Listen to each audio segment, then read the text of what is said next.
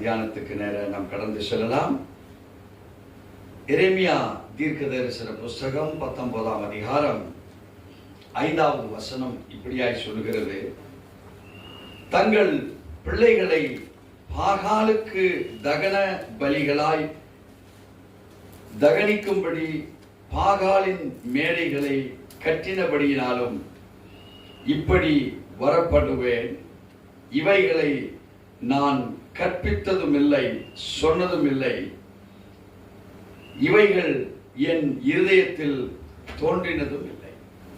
அருமையான தேவஜனமே, இஸ்ரேல் ஜனங்கள் தேவனால் அவருடைய சித்தத்தின்படி விடுவிக்கப்பட்ட ஜனங்களாய் எகிப்து தேசத்திலிருந்து அவர்கள் கட்டாத ஒரு தேசமாகிய கானான் தேசத்தை தேவன் அவர்களுக்கு கொடுத்தார். எதற்காக கொடுத்தார்? தேவனை ஆராதிக்கும்படியாக தான் மோசே அவர்களை அழைத்து வந்தார். அப்படிதானே? மோசே சொன்ன கருத்து என்ன? எகிப்து தேசத்துல 400 ஆண்டுகள் அடிமை, 30 ஆண்டுகள் யோசேப்பு ஆளுகை செய்கிறார்.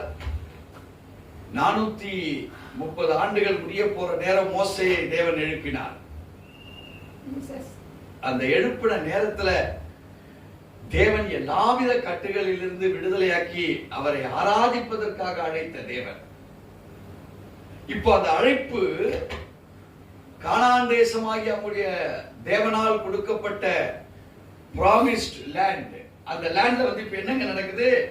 தங்கள் பிள்ளைகளை பாகாலுக்கு தகன பலிகளாக. இந்த குழந்தைகளுக்கு ஏதாவது தெரியுமா? இந்த குழந்தைய பலியா கொடுக்குறாங்க ஜனங்க.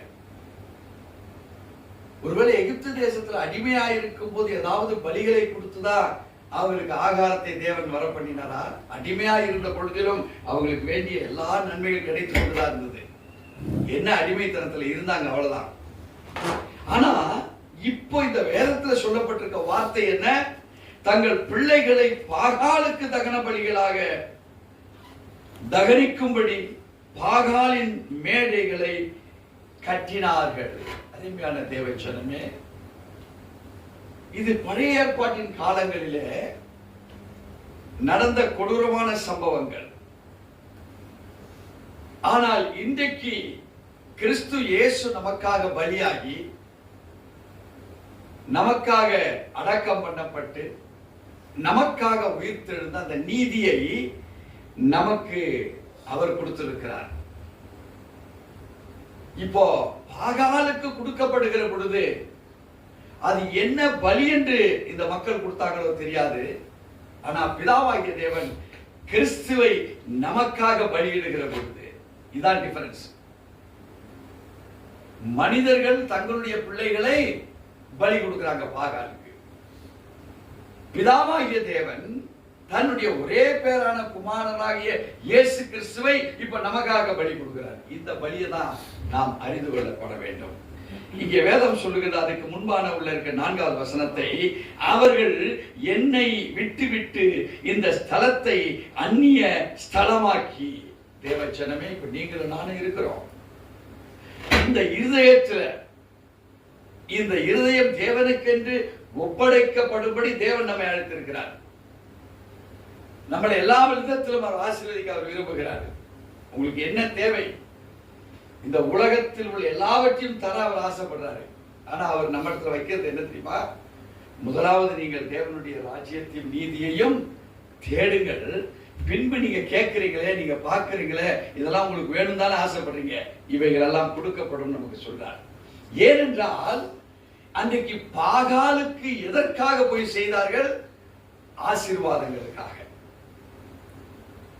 வியாபார ஆசீர்வாதங்களுக்காக, குடும்ப ஆசீர்வாதங்களுக்காக, ஒருவர் அழிக்கப்பட வேண்டுமானால் அழிப்பதற்கு உண்டான யுக்திகளை செயல்படுத்துவதற்காக.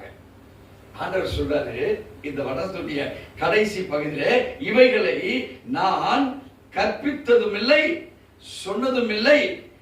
இவைகள் என் இருதயத்தில் தோன்றினதும் இல்லை. இப்படி பலி கொடுன்னு ஒருபோது அவர் சொல்லல. ஆனா இந்த மக்கள் என்ன போயிட்டாங்க? அவனவன் தன் தன் சொந்த அபிப்பிராயத்தெல்லாம் அந்த பாகாலுக்கு செய்வதற்கு பாகால் அவங்களை ஆக்கிரமித்திருந்தது. தேவஜனமே, உங்களையும் என்னையும் அழைத்தவர் உண்மையுள்ளவர். அவர் நம்மை கற்றுக்கொள்ளுகிறவர்களாக நம்மளை மாற்றுகிறார். 18ஆம் அதிகாரம் 18வது வசனத்துல நடுவுல ஒரு பகுதி சொல்லப்பட்டிருக்கு. ஆசாரியரிடத்திலே வேதமும் ஞானிகளிடத்திலே ஆலோசனையும் தீர்க்க தரிசனத்திலே வசனமும் ஒழிந்து போவதில்லை. அல்லேலூயா.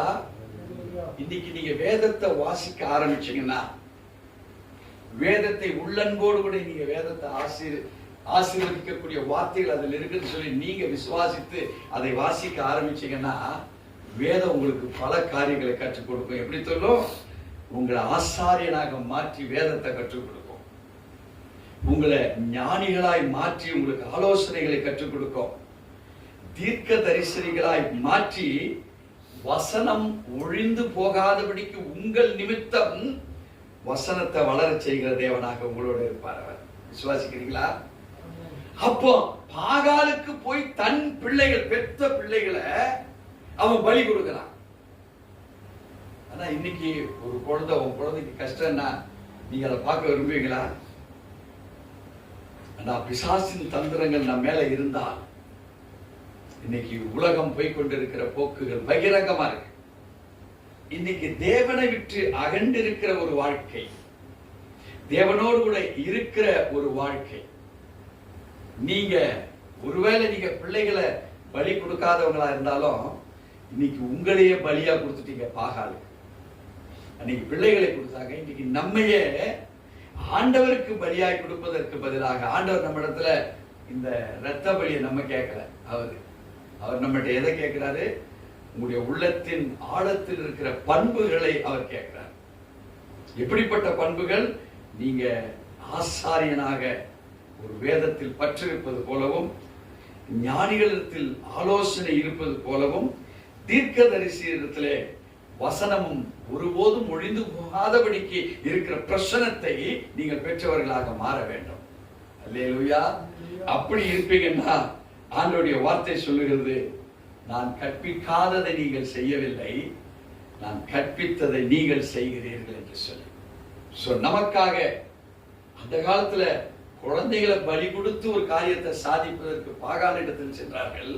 ஆனா தேவனோ நம்மிடத்தில் வந்து நம்முடைய பாவங்களையும் சாபங்களையும் சுமந்தவராய் தன்னுடைய ஒரே பேரான குமாரனாகிய இயேசுவை எப்படி கொடுத்தாரு? இந்த பிள்ளைகளுக்கு எதனா தெரியுமா? பலி கொடுக்கும் போது தான் குற்றவாளின்னு அதுகளுக்கு தெரியுமா? ஆனா ஜீசஸ் உங்களுடைய குற்றங்கள், என்னுடைய குற்றங்களை ஏற்றுக்கொண்ட ஒரு ஜீவ பலியாக மாறினார். இதை நீங்க விசுவாசித்து உங்க வாழ்க்கையை கொண்டு போவீர்களானால், நாம தேவனுடைய ஸ்தானத்தை விட்டு ஒருபோதும் மாற மாட்டோம். ஆவியானவர் நம்மை வழிநடத்தி ஆசீர்வதிப்பாராக. ஆமென்.